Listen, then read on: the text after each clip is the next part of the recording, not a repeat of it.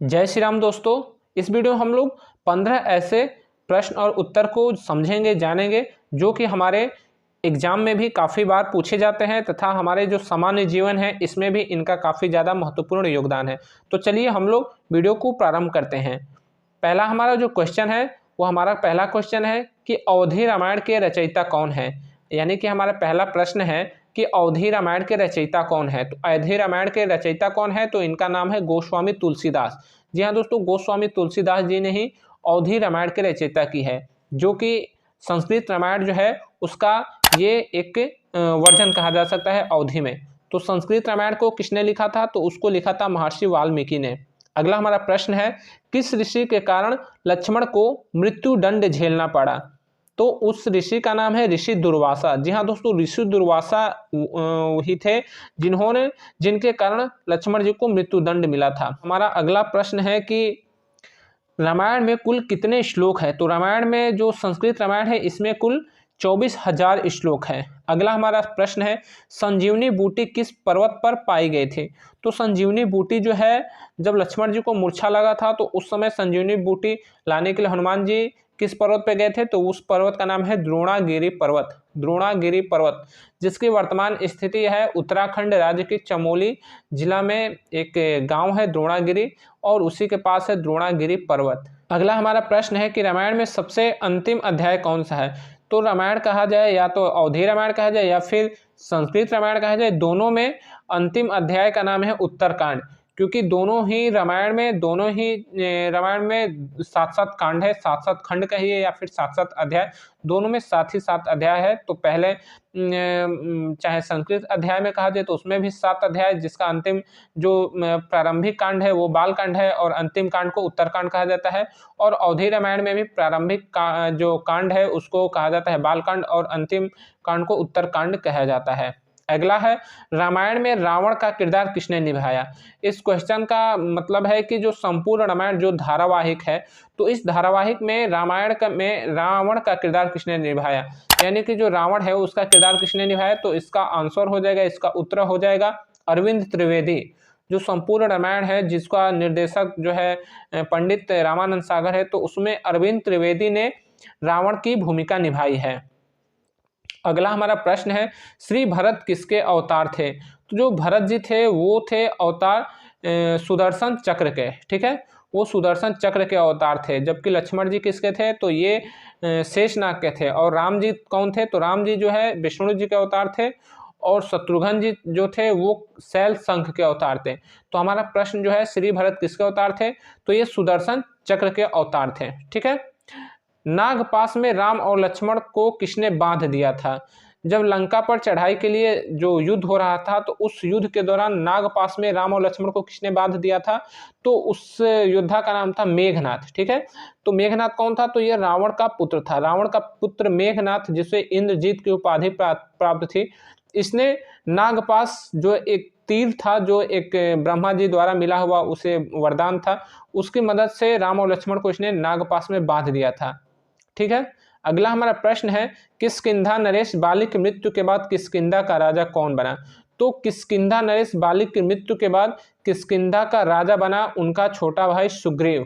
उनका छोटा भाई जो था वो सुग्रीव बाली का जो किष्किंधा का राजा बना, और उन जो बाली के पुत्र थे अंगद, इनको किष्किंधा का युवराज बनाया गया, ठीक है। अगला हमारा जो प्रश्न है कि राम सेतु की कुल लंबाई कितनी है। राम सेतु की कुल लंबाई कितनी है, तो देखिए राम सेतु की जो लंबाई है ये रामचरितमानस में कहीं पर भी दिया नहीं गया है, इसका वर्णन कहीं पर नहीं है। लेकिन अगर आप लोग कई ग्रंथ निकालेंगे तो वहाँ पे दिया गया है कि राम सेतु जो है वो 100 योजन बड़ा था और 10 योजन चौड़ा था। तो 100 योजन का मतलब हो जाता है कि लगभग 1 योजन में लगभग 13 किलोमीटर होता है, ठीक है। तो 1 योजन में ऐसे 8 मील होता है, 8 मील बराबर 1 योजन होता है, और 1 मील में जो है 1600 मीटर होता है। तो जब आप पूरा कैलकुलेशन करेंगे तो आपका आंसर आएगा कि 1 योजन बराबर 12,800 मीटर, यानी कि लगभग 13 किलोमीटर। तो अगर 1 योजन में 13 किलोमीटर होता है तो 100 योजन में 1300 किलोमीटर, यानी कि जो राम सेतु की लंबाई है वो कितनी थी, 1300 किलोमीटर थी। जबकि इसकी चौड़ाई जो थी वह 10 योजन यानी कि 30 किलोमीटर इसकी चौड़ाई थी, जो कि लगभग त्रेता युग में इतनी जो लंबाई चौड़ाई थी। जबकि आज के समय में अगर राम सेतु को आप लोग देखेंगे तो राम सेतु की कुल लंबाई जो है वो लगभग 40 से 45 किलोमीटर के लगभग है, ठीक है। जबकि 30 किलोमीटर के क्षेत्र में ही राम सेतु के आज के समय में कुछ अवशेष पाए जाते हैं। 30 किलोमीटर के क्षेत्र में ही राम सेतु के कुछ अवशेष पाए जाते हैं। जबकि अगर आप लोग इंडिया का जो धनुषकोडी है वहाँ से राम सेतु प्रारंभ होता है, और जो आपका श्रीलंका का जो बिंदु है वहाँ तक अगर डिस्टेंस जोड़ा जाए तो 40 से 45 किलोमीटर वह लगभग पड़ जाता है, ठीक है। अगला आपका क्वेश्चन है कि सीतामढ़ी किस राज्य में स्थित है। तो सीतामढ़ी जो जगह है वह बिहार राज्य में पड़ता है। बिहार का यह एक जिला है सीतामढ़ी, जहां पर माता सीता का जन्म हुआ था, ठीक है। तो माता सीता का जन्म कहाँ हुआ था, वह सीतामढ़ी में हुआ था। और सीतामढ़ी कहाँ पे, बिहार राज्य में। एक सीतामढ़ी आपको उत्तर प्रदेश के भदोही जिला में भी पड़ जाता है, जहाँ पर कहा जाता है कि यहीं पर माता सीता ने अपना जो है शरीर त्याग दिया था, यानी कि वह धरती में समाहित हो गई थी, इसीलिए उसका भी नाम सीतामढ़ी है। तो एक सीतामढ़ी जिला है बिहार में, और एक सीतामढ़ी जिला जगह है जहाँ पे सीता जी ने अपना शरीर जो है धरती में समाहित किया था, और उस जगह का नाम था सीतामढ़ी, और वह भदोही में पड़ता है, उत्तर प्रदेश के भदोही में। अगला हमारा जो प्रश्न है कि माता सीता के माता का क्या नाम था। तो जो सीता माता थी, इनकी माता का नाम जो है धरती माता कहा जाता है, क्योंकि इनका जन्म धरती से ही हुआ था। जब राजा जनक जी हल खींच रहे थे तो उन्हें मिट्टी में कोई घड़ा जो है लगने की आवाज़ आई। जब उन्होंने घड़ा निकाला तो उसमें माता सीता जी थी, और उनका उन्होंने पालन पोषण किया। तो राजा दशरथ की पत्नी का नाम जो था सुनैना था, लेकिन सीता माता के जो है ये सुनैना नहीं थी। सीता माता को धरती की पुत्री मानी जाती है, इसीलिए अंत में धरती माता ने इन्हें अपने में समाहित कर लिया था, ठीक है। अगला आपका क्वेश्चन है, आपका प्रश्न है कि धनुषकोडी किस राज्य का अंग है। धनुषकोडी जो जगह है, मैंने आपको बताया अभी कि यहीं से राम सेतु का प्रारंभिक बिंदु है भारत से। तो भारत का अंतिम जो है स्थलीय बिंदु कौन सा है राम सेतु का, तो वो है धनुषकोडी। धनुषकोडी से ही राम सेतु प्रारंभ होता है, धनुषकोडी से ही भारत की जो है स्थल समाप्त हो जाते हैं, और यहाँ से समुद्र प्रारंभ हो जाता है। तो धनुषकोडी से ही राम सेतु प्रारंभ होता है। और धनुषकोडी है क्या, तो धनुषकोडी जो है आपके रामेश्वरम एक जगह है जो कि तमिलनाडु राज्य में पड़ता है।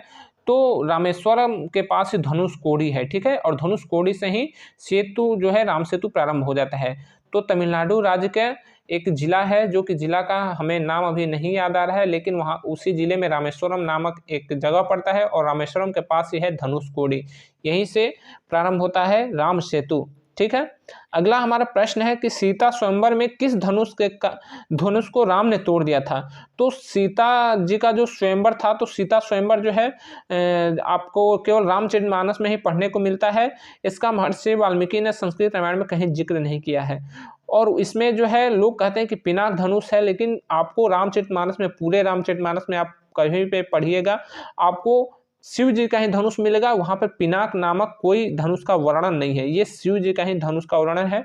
तो सीता स्वयंवर में किस धनुष को तोड़ा गया था, तो शिव जी के धनुष को तोड़ा गया था।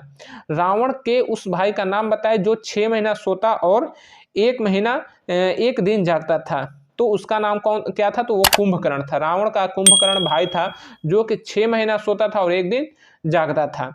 अंतिम जो एक क्वेश्चन है, इसका आप लोग आंसर हमें कमेंट बॉक्स में दिया जाएगा कि जिनकी रही भावना जैसी प्रभु मूरत तिन्ह देखी तैसी। ये एक चौपाई है रामचरितमानस का, जिनकी रही भावना जैसी प्रभु मूरत तिन्ह देखी तैसी में प्रभु शब्द का प्रवाची क्या होता है। तो प्रभु शब्द का प्रवाची आप लोग को कमेंट बॉक्स में बताना है। मिलेंगे अगले वीडियो में, तब तक के लिए जय श्री राम।